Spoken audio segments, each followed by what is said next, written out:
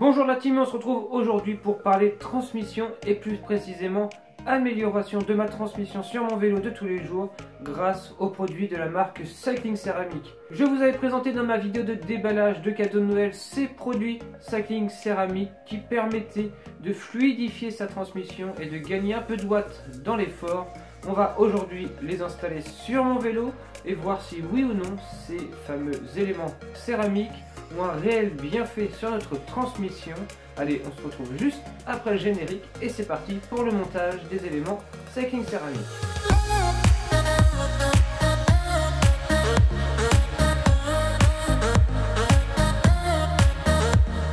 Avant de passer au montage, nos premières constatations sur le vélo en statique, on va revenir sur la marque Cycling Ceramic. Cycling Ceramic, c'est une marque 100% made in France. Son objectif, rendre les produits à base de billes céramiques accessibles à tous, aux pros comme au grand public, au travers de prix assez compétitifs, on le verra, et surtout avec des produits de qualité. Chaque produit est monté à la main dans les ateliers Cycling Ceramic grâce à des outils spécifiques, c'est vraiment un gage de qualité. Tous les éléments composant les produits sont alors issus des pays où ils sont les mieux fabriqués, à l'image des billes céramiques qui nous viennent des États-Unis, mais elles ne sont pas simplement importées, elles sont encore plus polies dans les ateliers Cycling Ceramic pour améliorer encore leur fluidité et réduire la friction. Il faut savoir que les billes céramiques, elles ont été inventées pour l'aérospatiale, car vraiment ils ont un coefficient de friction quasi nul, ce qui crée alors une qualité de roulement vraiment très bonne et une durabilité dans le temps très importante. C'est pourquoi Cycling Ceramic a voulu adapter ce type de composants à nos vélos. Ils ont alors créé un site internet cyclingceramic.com que je vous invite à aller visiter. Il vient d'être mis totalement à jour. Il est super intuitif, on y retrouve toutes les informations sur ces produits. Et vous pourrez aussi y passer commande bien sûr, mais surtout comprendre la technologie céramique, c'est très important. En achetant dans leur boutique Cycling Ceramic, vous aurez accès exactement aux mêmes produits qu'ont accès les professionnels, à l'image de IAM Cycling avant sa disparition qui était équipée en Cycling Ceramic, ou plus récemment l'équipe Delco Marseille ou FDJ Futuroscope. Donc on va pouvoir vérifier si oui ou non ces produits apportent le réel gain annoncé sur le site internet. D'ailleurs, en quelques chiffres, Cycling Ceramic nous annonce 6 à 10 watts économisés sur les efforts, une vitesse moyenne augmentée de 3 à 5% sur une sortie, ce qui représenterait, si vous roulez à 31 km/h sur une sortie, quasiment 31,9 km/h à la fin de la sortie grâce à ces éléments, on pourra le vérifier. Donc une économie d'énergie bien sûr, car un coup de pédale plus fluide, donc moins de difficultés, surtout dans les transitions de points morts à remonter les jambes, etc. Normalement ça devrait se ressentir. Et bien sûr une longévité accrue de 3 à 6 fois plus de longévité pour les éléments, donc comme le galet de derrière que je vais vous présenter et le boîtier de pédalier, qui va vraiment vous offrir une longévité accrue. Donc vous verrez qu'au niveau bascule prix longévité, ces produits sont vraiment très bien placés sur le marché pour des technologies céramiques. En réalisant cette vidéo, je tiens aussi à vous montrer qu'il est super facile de réaliser le montage et l'entretien vous-même de ce type de produit pourtant de haute technologie. La céramique ne demande pas plus d'entretien qu'un produit basique en acier. Ainsi, les roulements des galets derrière ne demandent qu'à être lubrifiés qu'après chaque sortie pluvieuse ou chaque nettoyage, rien de plus. Et le boîtier de pédalier demande juste à être regraissé tous les 8000 km environ. Donc vraiment, comme n'importe quel élément de vélo, d'un vélo normal, et vous aurez votre entretien très facile à réaliser sur votre vélo équipé de billes céramiques. Première pièce à monter, le boîtier de pédalier. Alors attention, il faut savoir que je n'avais pas un boîtier de pédalier standard avant, j'avais déjà acheté le Rotor BB1, donc en BSA, qui est déjà un excellent boîtier de pédalier. Il a 15 000 km maintenant, donc quand je le tourne, je sens qu'il y a une petite résistance. Je pourrais très bien le nettoyer, le regraisser et repartir.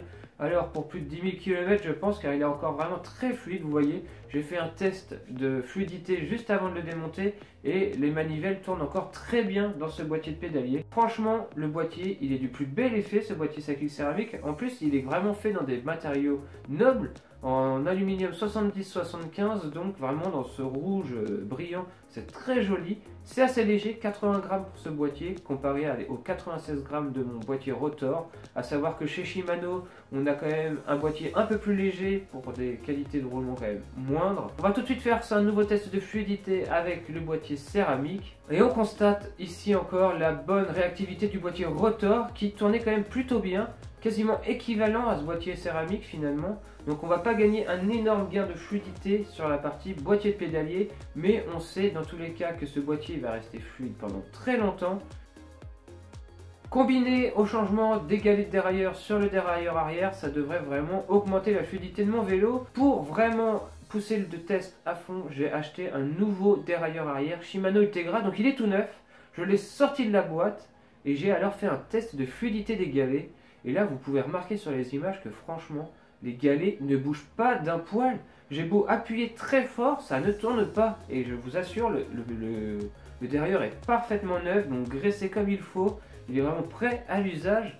Et franchement, c'est quoi ces galets? Ce n'est pas du tout fluide. Vous imaginez la perte de rendement lorsque la chaîne va venir tourner dans ce dérailleur et devoir entraîner les galets de dérailleur, alors au lieu d'être aidé par ces galets de dérailleur à être entraînés, c'est vraiment le monde à l'envers. Je ne comprends pas pourquoi Shimano ne fait pas un réel effort sur ces fameux galets. Donc on va tout de suite les remplacer avec les galets de dérailleur Cycling céramique. Donc deux vis enlevées, on met à la place les galets rouges, donc aluminium 70-75 aussi du plus bel effet. Et là, nouveau test de fluidité en statique, mais quelle différence! Le galet de dérailleur tourne tout seul, c'est vraiment très fluide. Et vraiment là, je pense que combiné au boîtier pédalier, ça va créer une vraie différence dans la transmission. En statique, la différence se fait déjà quand même pas mal ressentir.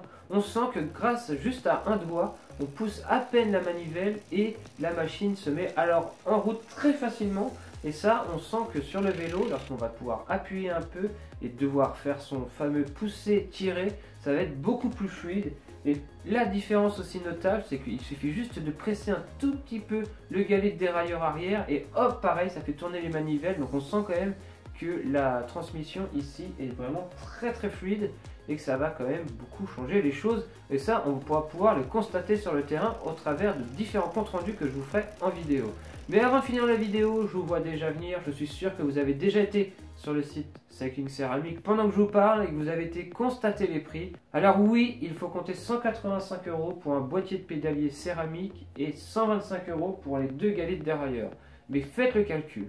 Comparé à un boîtier de pédalier classique à 35-40 €, la marge est assez haute. Et bien cette différence, vous risquez de la payer dans le temps, car n'oubliez pas que les produits Cycling Céramique sont déjà garantis 2 ans, mais surtout promettent une longévité de 3 à 6 fois plus élevée, sachant qu'un boîtier de pédalier doit être remplacé en général tous les 15 000 km.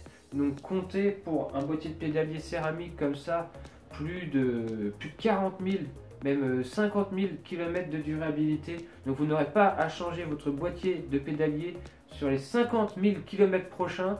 Autant vous dire que vous ne changerez peut-être jamais de boîtier de pédalier grâce à ce type de boîtier.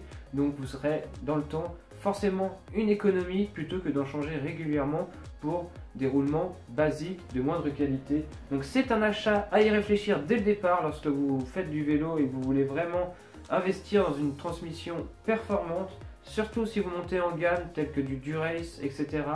Moi je trouve qu'en complément d'une transmission qui va bien passer les vitesses, avoir une transmission fluide, c'est super important. Je ferai des comptes rendus sur Facebook, je ferai des comptes rendus en vidéo.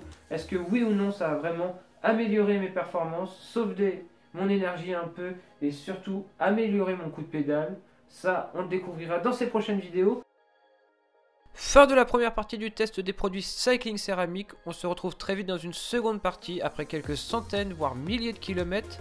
A vous de jouer en me disant dans les commentaires si vous utilisez ce type de technologie sur vos vélos et si vous avez noté une différence de rendement et fluidité. Merci à Johan de Cycling Céramique de nous permettre de réaliser ce test longue durée. Pouce bleu pour lui et on se dit à très vite pour une prochaine vidéo. D'ici là, portez-vous bien. Ciao tout le monde.